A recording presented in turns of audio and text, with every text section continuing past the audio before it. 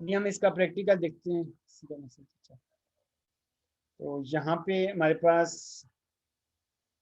एक फंक्शन है नेम, तो नेम इज इक्वल टू मैं कर देता हूँ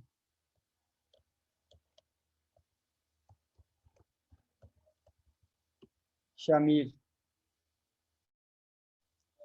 और ज़ाहिर है अगर मैंने इसको डिफ़ॉल्ट वैल्यू असाइन किया तो एज को भी मुझे फिर डिफ़ॉल्ट वैल्यू असाइन करनी पड़ेगी। एज में कह देता हूँ 34, तो ये मैंने दो वैल्यूज़ इसको असाइन कर दी। अभी यहाँ पे इस फंक्शन को मैं कॉल करता हूँ और इसमें कोई भी आर्गूमेंट नहीं पास करता।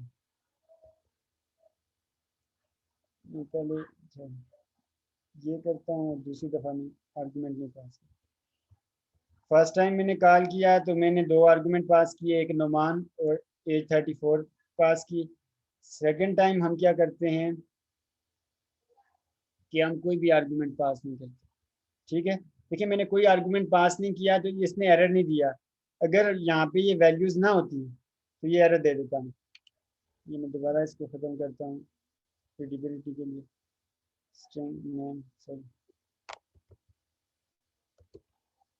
नेम।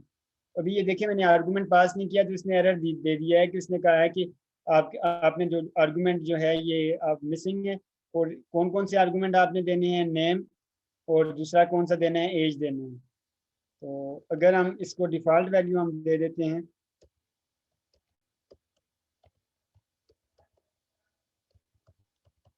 शामिर दे दिया और एज में दे दी 36। अभी ये देखिए मैंने इसको कॉल किया है तो आर्गूमेंट कोई भी पास नहीं किया तो इसने एक्सेप्ट कर लिया क्योंकि डिफ़ॉल्ट वैल्यू हमने उसको दे दी है। रन करके आउटपुट देखते हैं। बिल्ड करेगा, थोड़ा सा टाइम लेगा बिल्ड करने में। फर्स्ट आप लोग प्रैक्टिस कर रहे हैं? जी सर। जी सर। हल्की हल्की जी सर की आवाज़ आई है कुछ। तो करनी है प्रैक्टिस। पता है सी शार्प का ये मेरा एक्सपीरियंस भी है कि अगर आप इसकी प्रैक्टिस नहीं करेंगे, थ्योरेटिकली वही आपको जिस तरह स्कूल में या कॉलेज में याद होता है उसी तरह थ्योरेटिकली आपको याद रहेगा, प्रैक्टिकली आप फिर उसको नहीं कर सकते हैं। तो असाइनमेंट दी थी उसके बाद अभी मैं उसके बारे में डिस्कस करता हूँ। कल या कि परसों दी थी, जो कल याद नहीं हुई पूछने की। तो यहाँ पे देखें योर नेम इज़, यहाँ पे नुमान और एज 34 आ गई है। नीचे हमने फंक्शन को कॉल किया था, कोई आर्गुमेंट पास नहीं किए थे, तो नेम शामिर आ गया है और एज 36 आ गई है। मीन डिफ़ॉल्ट वैल्यू को उसने एक्सेप्ट कर लिया है। आगे जाने से पहले थोड़ा सा पीछे जाते हैं। कल के परसों मैंने आपको दिया था जब हम लूप पढ़ रहे थे, तो मैंने आपको कहा था कि वाइल लूप क्या ऐसा प्रोग्राम आपने मुझे बताना है कि जिसमें हमें नंबर ऑफ आइटरेशंस का पहले से पता ही नहीं होगा। तो किसी के जहन में कोई आए, किसी ने कोई किया हो तो फिर मुझे बता दे, नहीं तो किसी के जहन में ऐसा प्रोग्राम हो।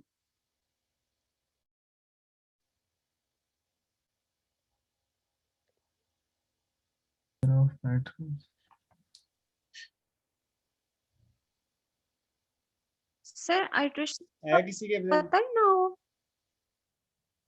हाँ, नहीं देखें number of for iteration loop, से। जी सर। देखें जब हम फॉर लूप इस्तेमाल करते हैं तो हम कहते हैं i is equal to one, one से हमने उसको कहाँ तक एग्जीक्यूट होगा, हमने अगर 10 दे दिया तो ये 10 तक एग्जीक्यूट होगा। जी इसी तरह फिर हम उसमें इंक्रीमेंट वगैरह कर देते हैं, दिस मीन दैट कि ये 10 टाइम एग्जीक्यूट होगा। अगर हम 5 करते हैं तो 5 टाइम एग्जीक्यूट होगा। तो फॉर लूप अगर while loop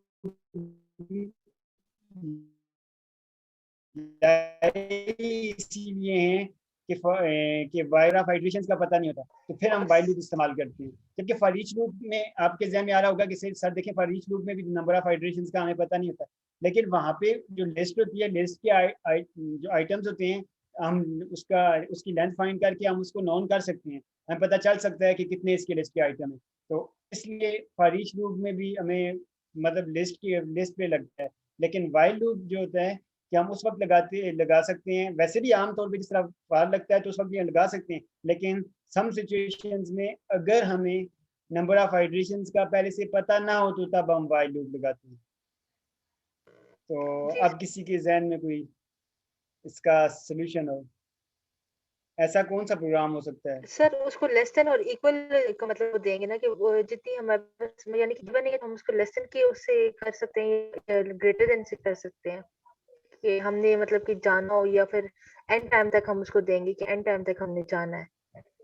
I less than equals to and या फिर i greater than n equals to n अगर कर एंड देंगे टाइम ना तक। तो एन एन एन का हमें एन को डिफाइन करना पड़ेगा, किसी भी लैंग्वेज में हम उसको एन नहीं कह सकते। एन करेंगे जी तो सर, क्योंकि एन एन कंसिडर उसको क्या करेगा, वेरिएबल, तो कहेगा इस वेरिएबल की आप जी वैल्यू वेरिएबल दे दें, कंसीडर करें। हमें हमें एरर आ जाएगा, ये आपका आंसर वैलिड नहीं है। कोई और बचा? रमजान, मुदस्सिर? सर कोई आइडिया नहीं। देखें, प्रैक्टिकली मैं आपको बता देता हूँ, क्या कहते हैं, तो प्रैक्टिकली में हम कर लेते हैं। फॉर एग्जांपल हम ऐसा प्रोग्राम लिखते हैं जैसे वो बार बार वैल्यू ले, हमने उसमें उसके अंदर हमने कंडीशन लगा दी है, ठीक है। कंडीशन ये लगा दी है कि अगर यूज़र इंटर करता है 5, फॉर एग्जांपल हम कहते हैं कि जिस तरह नहीं, हम कहते हैं कि मीन कि आपने हिडन नंबर फाइंड करना है, तो हमने लूप लगा दिया, तो हमने उसके अंदर कंडीशन रख दी कि हिडन नंबर अगर 5 के इक्वल आ रहा है, इनपुट अगर 5 के इक्वल आ रही है तो ब्रेक कर दे, नहीं तो वो कंटिन्यू करता रहे। तो मीन के ब्रेक और कंटिन्यू का कम्बिनेशन हम इस्तेमाल करके व्हाइल लूप इस्तेमाल कर सकते हैं। तो फिर नंबर ऑफ आइटरेशन जब सर तक हम 5, वो तो करेंगे लेकिन जब हमें नंबर ऑफ इटरेशंस गिवन ही नहीं है तो फिर हम कैसे वो करेंगे? मैं बताता हूँ।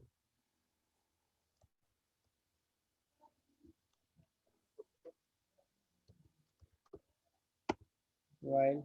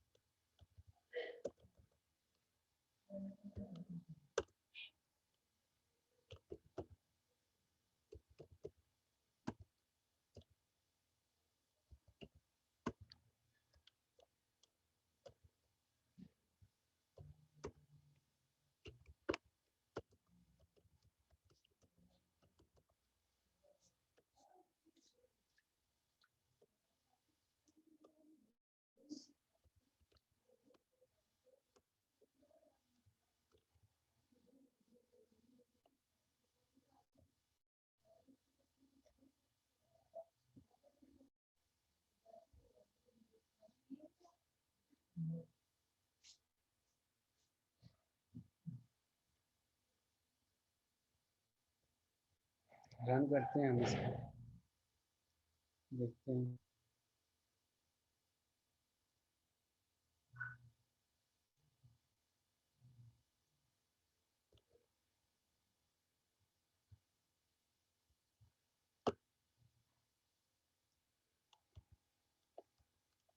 देखिए मैंने इंटर हेडर नंबर आया, मैंने 2 एंटर किया तो ये दोबारा फिर आया हुआ है।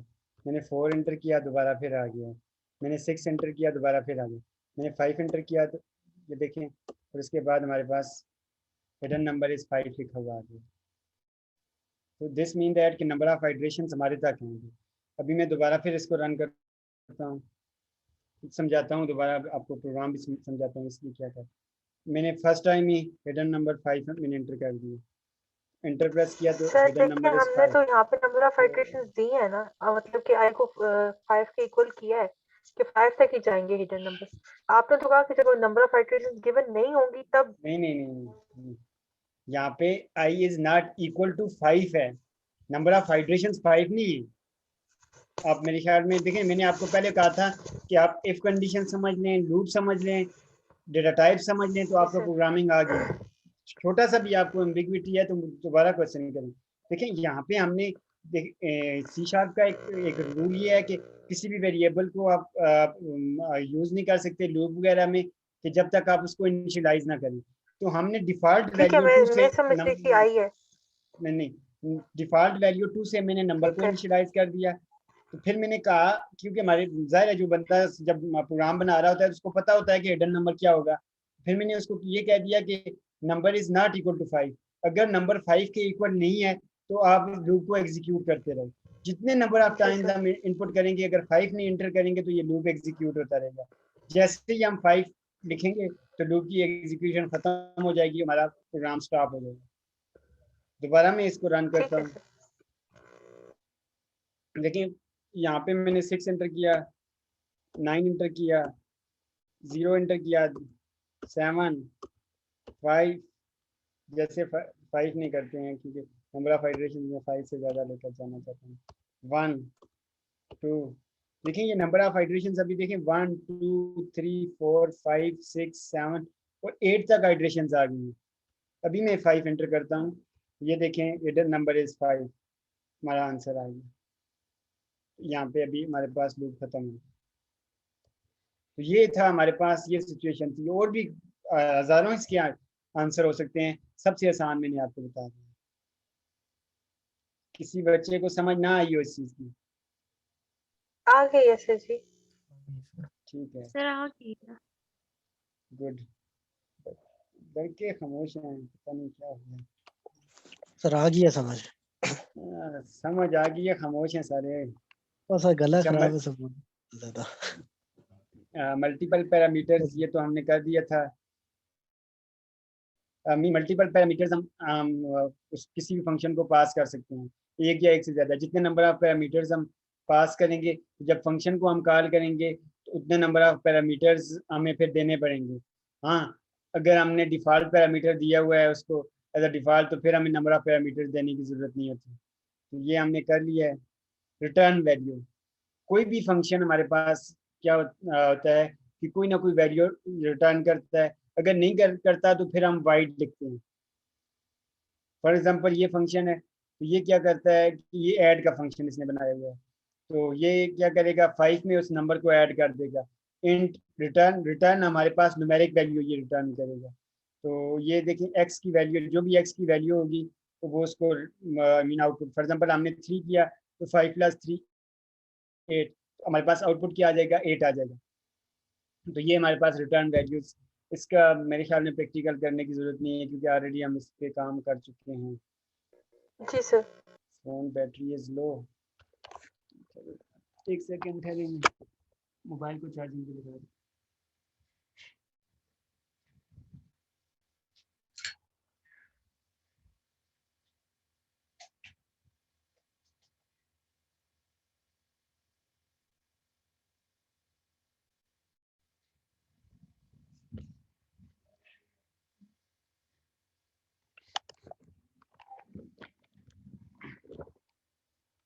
कि हमने वैल्यू पास करते हैं।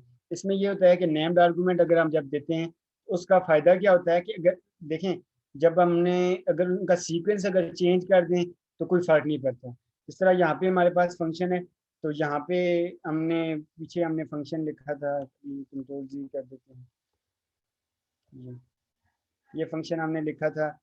इसमें हमने क्या किया था कि देखें ये जिसके ऊपर हम मावर करते हैं तो ये हमें बता देता है कि पहले स्ट्रिंग आपने करना है फिर आपने इंटीजर करना है। तो यहाँ पे अगर मैं पहले इंटीजर कर देता हूँ तो यहाँ पे अगर मैं इधर में स्ट्रिंग कर देता हूँ, कोई वैल्यू फॉर एग्जांपल पास कर दी, ये हमें एरर दे देगा। जी सर आपकी स्क्रीन नहीं शो हो रही।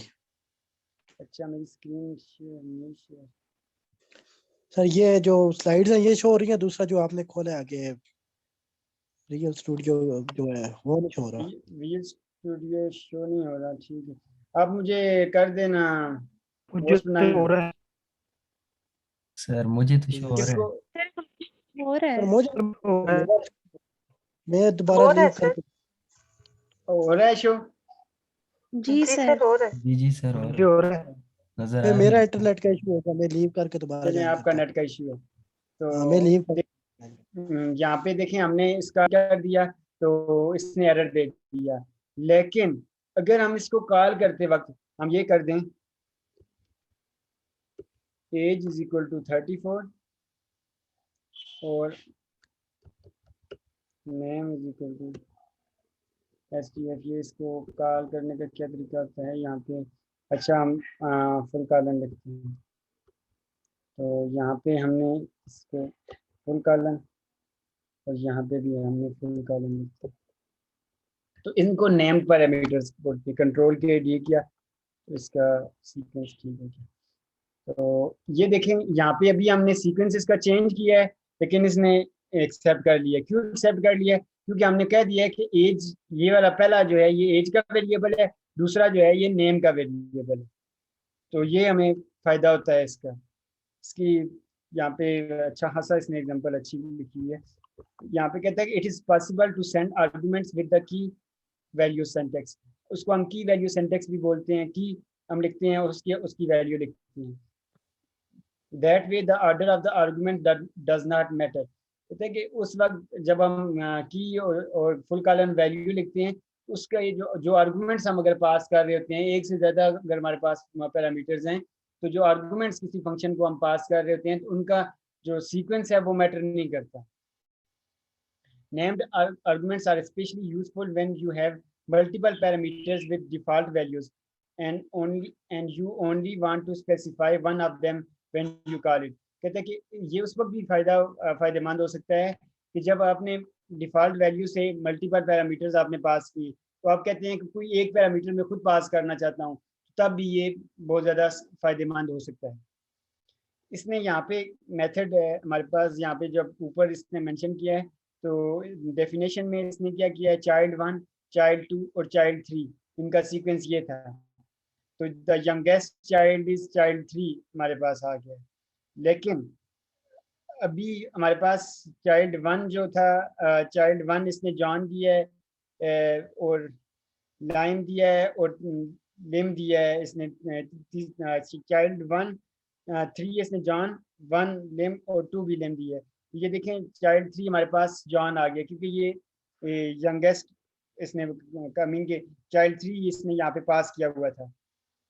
अभी इसने सीक्वेंस पहले चाइल्ड 3 का है, फिर चाइल्ड 1 का है, फिर चाइल्ड 2 का है। इन सीक्वेंस इसने चेंज कर दिया लेकिन हमारे पास रिजल्ट ठीक आया है। तो ये हमारे पास हो सकता है। अभी मैंने एग्जांपल भी आपको करके बता दिए। इसको नेम्ड आर्गुमेंट्स बोलते हैं कि मीन के आप किसी भी आर्गुमेंट्स को अगर पहले उनका नेम अगर दे दें, की लिख दें, तो फिर अगर उनका सीक्वेंस चेंज हो जाए तो कोई इफेक्ट नहीं करेगा। उसके बाद हमारे पास है method overloading. Overloading basically English में हम क्या कहते हैं कि ऑलरेडी वो कुछ काम कर रहा है, उसके ऊपर दूसरा बर्डन डालना या उसको मीन बर्डनाइज करना, या एक चीज को से मल्टीपल काम करवाना, तो ये मेथड ओवरलोडिंग कहते हैं। With method overloading multiple methods can have the same name with different parameters. कहते हैं कि मेथड ओवरलोडिंग में क्या होता है, हमारे पास किसी भी मेथड का अगर नेम सेम हो और नंबर ऑफ आर्गुमेंट्स जो हैं या नंबर ऑफ पैरामीटर्स जो हैं वो डिफरेंट हो, तो हम उसको बोलते हैं मेथड ओवरलोडिंग। यहाँ पे कुछ चीज़ें मैं बार बार इस्तेमाल कर रहा हूँ। मेथड और फंक्शन एक ही चीज़ है, पैरामीटर या आर्गुमेंट्स ये भी एक ही चीज़ है, ठीक है। ये दोनों के डिफरेंट नाम है, एक नाम के एक चीज़ के दो नाम है। तो यहाँ पे एक मेथड है हमारे पास प्लस मेथड इंट। यहाँ पे इसने क्या किया है कि प्लस मेथड को एक्स और वाई पास किया है, तो ये रिटर्न मीन उनको ऐड करके रिटर्न कर रहा है। और यहाँ पे इसी भी प्लस मेथड डबल में इसने डबल रिटर्न किया है और डबल एक्स और वाई इसने रिटर्न कर दिया है। तो प्लस मेथड डबल, अच्छा ये तो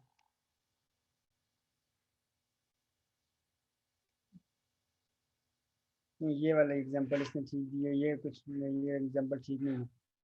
यहाँ पे देखें इंट रिटर्न मतलब इंट किया है इसने मेथड में, यहाँ पे एक्स पास किया है। अगर फॉर एग्जांपल ये इंटीजर टाइप का था, फिर दोबारा हमारे कोई मेथड है उसको इसने फ्लोट टाइप का पास किया है एक्स, और तीसरा इसने मेथड को क्या पास किया है एक्स और वाई। मीन कि ये डिफरेंट आर्गुमेंट्स अगर हम देंगे, ये मीन के मेथड ओवरलोडिंग या फंक्शन ओवरलोडिंग हो जाएगा हमारे पास। कहते हैं multiple methods can have same name as long as the number और the type of the parameters are different. कहते हैं कि सेम नेम अगर उसके टाइप ऑफ पैरामीटर्स या नंबर्स जो हैं वो डिफरेंट होंगे तो वो हम इसको वो यूज़ हो सकता है। अभी मैं करता हूँ गेट एज, इसी को मैं डुप्लीकेट करता हूँ।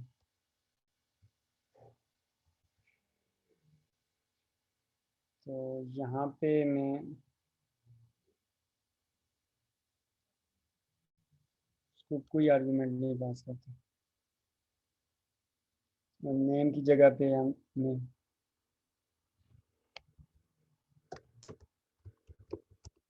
बात दे देता हूँ, एज की जगह पे मैं 45 दे देता हूँ।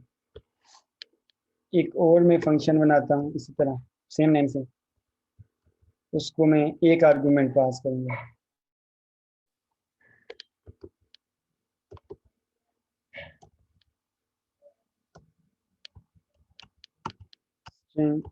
नेम, तो यहाँ पे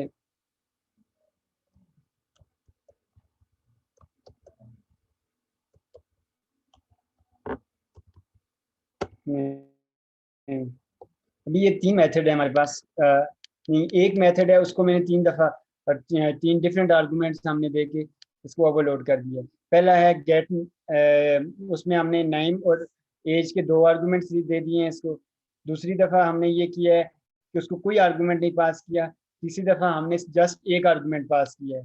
तो जब हमने देखें हम सेम जब हम रखते थे तो देखें ये ऊपर भी सेम था, आर्गुमेंट्स इसके भी सेम है, मीन के नल कोई भी आर्गुमेंट नहीं है, इसका भी नहीं है। यहाँ पे हमें हमारे पास एरर आ गया क्योंकि ऑलरेडी डिफाइन है।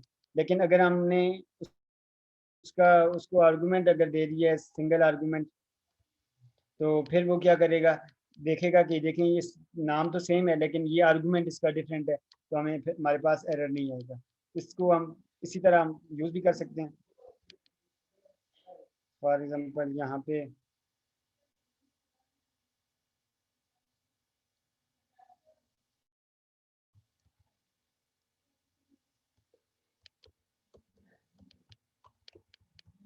7 मैंने कह दिया है। तो इसको रन करते हैं।